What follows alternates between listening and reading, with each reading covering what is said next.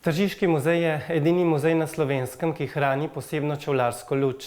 In sicer luč na gavge, tako so tej luči rekli. Na gavge zaradi teh vislic, ki so tukaj, in krogel, v katerih je voda.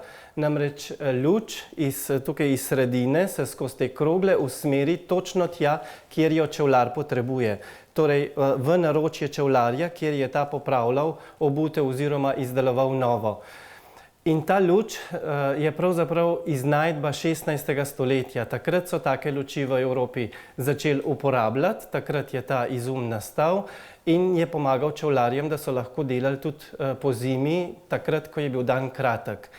Ko se je pa dan dovolj podaljšal, torej za Gregorjevo je bilo to v Tržiču, tako je veljalo, so pa luč spustili po vodi. Od tam poznamo te Gregorčke. Gregorčke spustijo po vodi in rečejo, da gre vuč v vodo.